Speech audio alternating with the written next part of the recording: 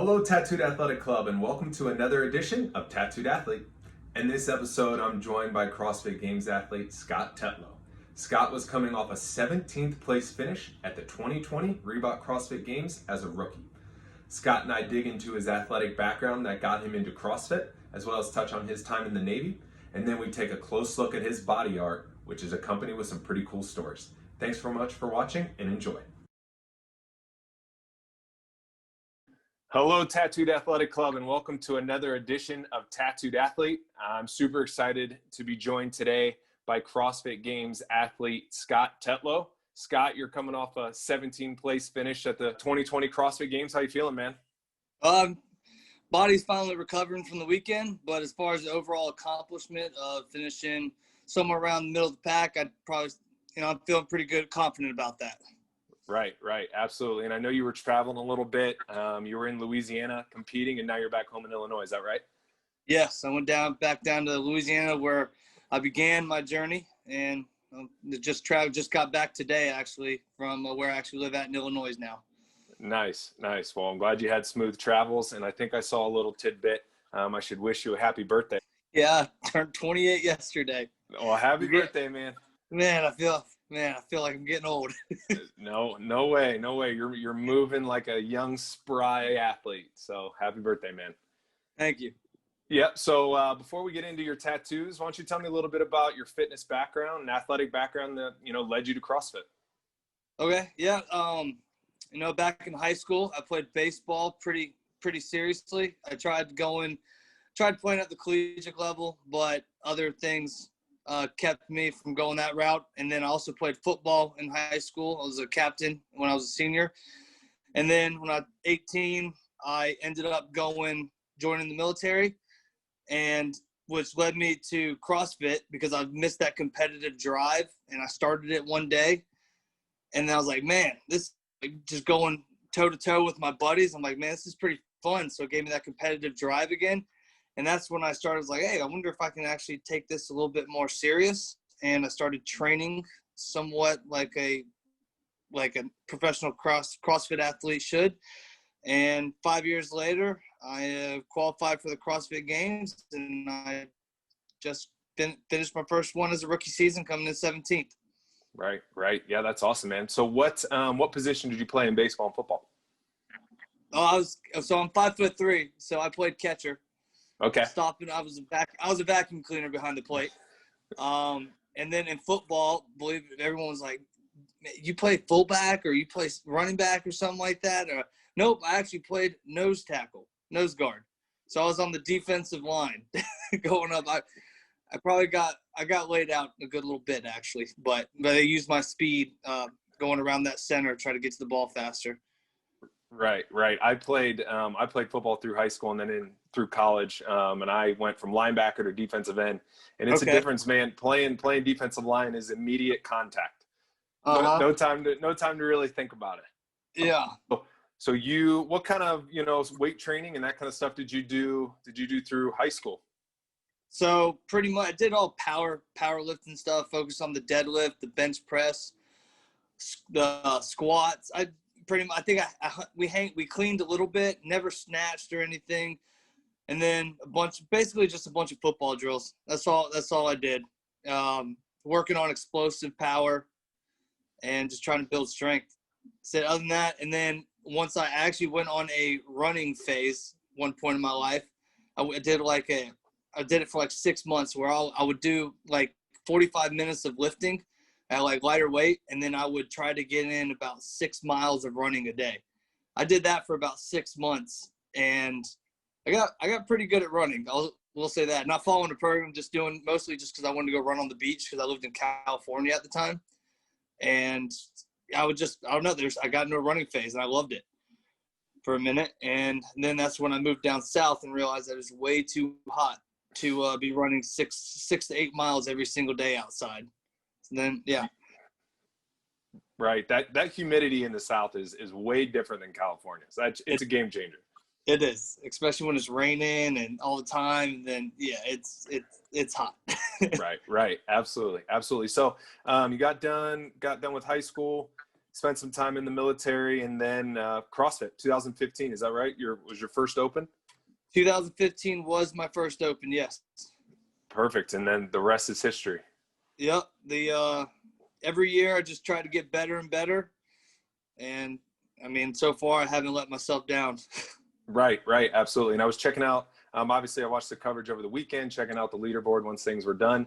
And you did have a third place tie in event 2. Is that right? No, event 1, the friendly friend. Friendly friend. Right. Yeah. I knew that was going to be my good one, because that was a short man's workout, fast sprinting. And yeah, day one went a lot better than day 2. That's for sure. But I was very pleased. I started off very well. I was like, all right, let's start off here with a bang right now. Right. And that was kind of like my mindset going into that first workout, first event. Right. Absolutely. So what was your favorite event of the weekend? That one? No, I would say my favorite event of the weekend was the Nasty Nancy, because it was just a longer workout, and I did better than I expected to do. And that's why I think that one's my favorite one. I honestly didn't expect to be able to hang on to the barbell on the overhead squats like I did. And plus it was in the rain. I did it actually. And yeah, I don't know. I was just I pushed my limits on that workout, and that's why it was my favorite one, because I think I exceeded my expectations on that workout. Right. So, and then obviously the handstand hold, that was the best. That was probably the second best one, because it was the only workout that I asked for a chair in the middle of. Can I sit down? So it was nice. I didn't have to spike the heart rate that much. Yeah. Searching for a chair doesn't happen all that often in a CrossFit workout. No, my coach / buddy was like, I was like, hey, like I just did my first one, really exceeded my expectations on that one. Before I did I pushed up for my first one. I did 53 seconds, and then before that, practicing it, the longest I held it was for 24 seconds. Oh, boy. So first time, and I was like, all right, well, can I get a chair now? Because I feel like I did really good on that one. I earned it. Yeah. I'm just gonna sit here for a bit before I kick back up. Yeah. I got some time to kill now, because I feel good about it. Yeah, that's awesome. And so, what was your least favorite event? My least favorite event was, I would have to say the last one, the awful Annie. Yeah. Because that rope just, I got super frustrated. I let myself get to me a little bit, and I didn't do so hot. I found a weakness, and thank you, Dave Castro, for doing that. But I got something to work on. So Absolutely. I'm certain nobody expected to see that kind of rope come out. So that was definitely a wrinkle. I've never even seen that rope before it came out. I didn't even know it existed. So I thought the same thing. Perfect, man. Well, I appreciate you digging into that, but I'd love to hear about your tattoos. I know you've got a good amount of body art, so jump in and wherever you want to start, and love to hear about it. All right. Well, I'd love to start with your first one. My first one? That'd be okay, great. This is easy. I can show you this one. My first one is still there. Oh boy, I can't read exactly what it says. It says DGL. Okay. It was my first tattoo. I was 18, sitting on the beaches of Coronado, California, and I was like, turned to my buddy. I was like, dude, let's go get a tattoo. And I was thinking, he would ask me, where do you want to go get it? Where do you want to get it at? Like, what do you think about getting? And I remember my buddy, back in high school, whenever he turned 18, he was like, he got it in his lip, and he said it didn't hurt at all. And he said nobody could see it. And I was like, all right, and that's where I was like, I'm going to go get it in my lip. And my buddy was like, you're crazy. What? I've never even heard of a tattoo on your lip. And I was like, yeah. So we went down to San Diego, and I found a tattoo artist that would tattoo on my lip, and I got DGL. And it was a stupid tattoo. I'll just say it stood for damn good lover. Let's just put it that way. And so that was my very first tattoo. Listen, you've set a standard at that point when you put that in on your body. You've set a pretty high standard. That's awesome. Yeah. And then my next tattoo would be this pirate. right here. All right, I got this done in California, going down. Cool. It started out, I went to 2 different shops for that one, because one I wanted to pirate just because I was in the Navy. I thought it would be like symbolic to, I don't know, my job. And so I went, the guy wanted me to get like I remember he drew it up and he wanted me to get the Sailor Jerry tattoo on me, like straight from the bottle. I was like, no, that's not really the style I'm looking for. And I knew nothing about tattoos at the time. Like there was different styles like traditional, realism, new school, old school, ink. And so I found a basic picture on the computer and I was like, oh, this is what I like. And he goes, that's very, very simple. Very, very plain. I was like, yeah. So I got that one done. And then I went to another shop because I transferred and I was like, hey, what can you do with this as the background? And that's when I didn't realize, this is when I started figuring out the differences between the two. He wanted Japanese style because of that's the background style of it. And so I let him just do his thing. I said, all right, dude, you got it. If you think you can come up with the background, he actually freehanded it. And it turned out, like, I remember him drawing on it with the Sharpie on my arm. No, nothing, like, didn't stencil anything. Just, I was like, full trust in the artist. I was like, you got it, dude. So yeah, that was my first combination. When I came home on leave, my parents were like, what did you just do to your body? My parents did not like tattoos. I was 19, I think, I was 19 when I got 18 when I got the original piece, the pirate, and then 19 when I got the background. And then it was just downhill from there. I just started getting tattoos. And then as far as the second tattoo I started going with the Greek mythology theme. Yeah, there's just something about the Greek mythology that I just liked. It's still not finished, but I got the first half done. And it has Athena up top here on the chest, going down to it got Pegasus and then Olympus going down. And then I got an idea for the background. I just got to find the correct artist to do it because it's realism. And the artists I've had finding they said they don't like to do realism because of how much detail it is. So yeah, and then that's this right here. See the Olympus stanchions right here. And then awesome. Yeah, because that's my second. I like bigger pieces. That's just me. I like bigger pieces. It's artistic. It's definitely artistic. Yeah, and then I ended up going on my on my right leg here. I have I grew up hunting. I'm from North Carolina, so my dad and I would always go out bird hunting, whether it be dove, duck, pheasant, everything. Whenever we go up to up north and go hunt a little bit, so I got a scene that's like black and gray scene, and it has woods. It's like wooded around. It's a wrap around my leg, and then it has birds flying out like early morning crisp that you see the birds flying, and just like when you're first getting out there and you're just seeing like, oh, today's going to be a good day. That's what I was trying to go for. So that one, that's like one of I always get compliments on it too. People are like, dude, that's an awesome tattoo on your leg. One of my wife's friends just went to tattoo school in California. And so she was asking to do a bigger piece and for her portfolio. So I allowed her to do the bigger piece on my portfolio. So that was for her portfolio, I'm sorry. So that was like her first official tattoo. Oh, wow. That she did. And then you do like the way it turned out? Yeah, I do. Yeah, I like the way it turned out. The outline, and then, yeah, the trees. So like the back, it gives it that kind of depth because the first of its outline, and then they went back in. She went back in and like tattooed like trees in the background, and it kind of without an outline, without a stencil, just with the shading needles. And so it actually gave it that depth, and that's what makes it pop a little bit more. That's what I enjoy about it. Right.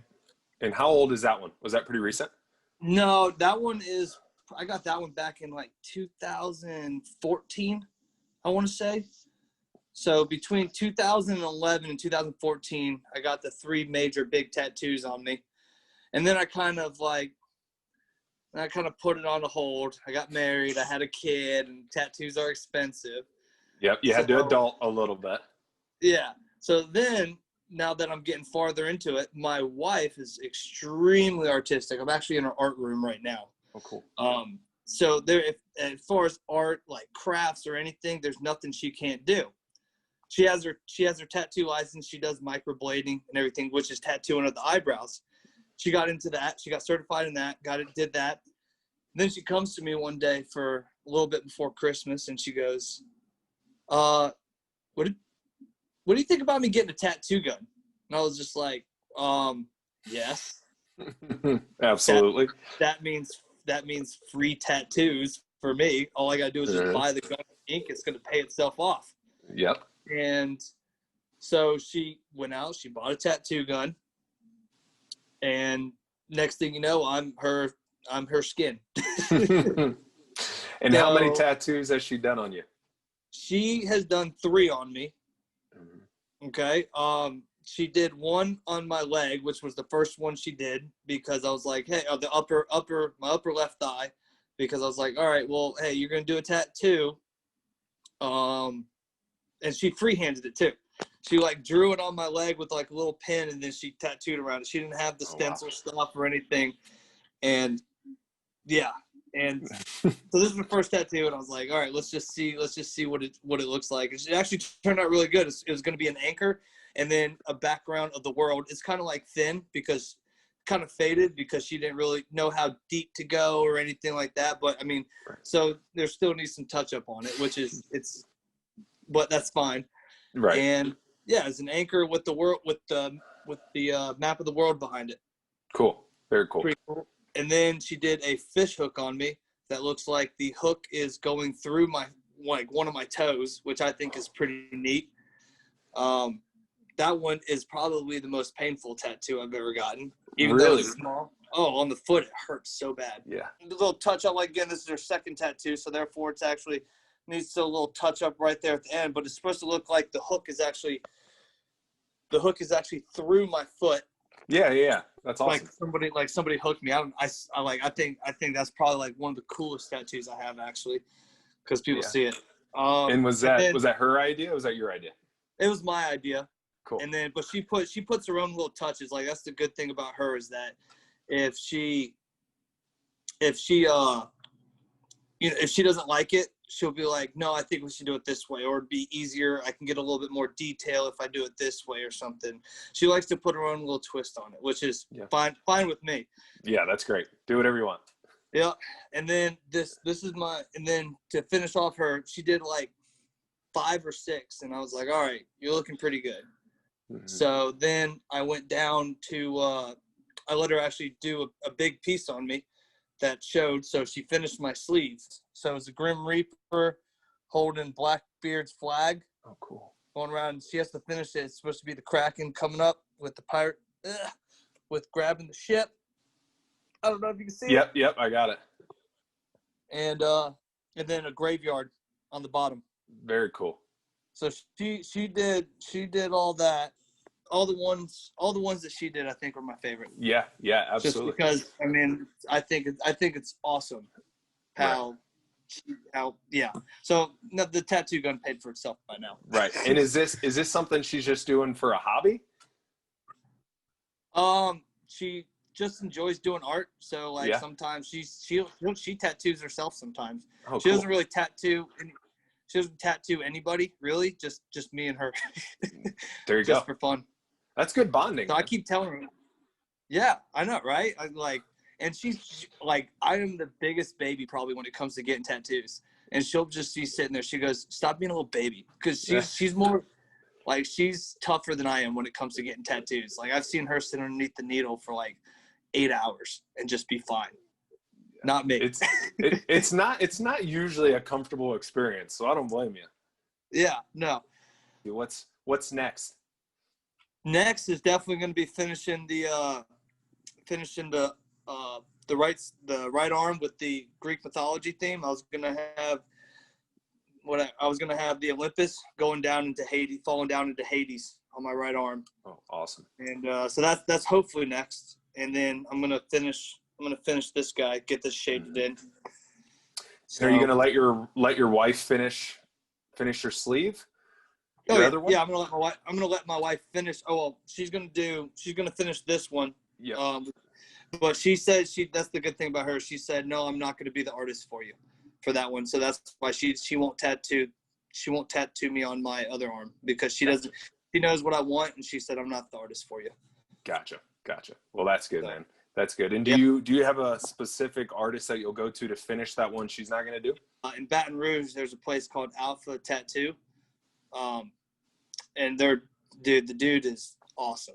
Like, cool. His art is great. So I'm real, but you got to book like 6 months in advance for him. So it's tough timing sometimes. Yeah, absolutely. And I'm sure COVID put a little bit delay in everybody's tattoo plans. Oh yeah, I don't even know. Every state's different. I don't even think they're tattooing up north here.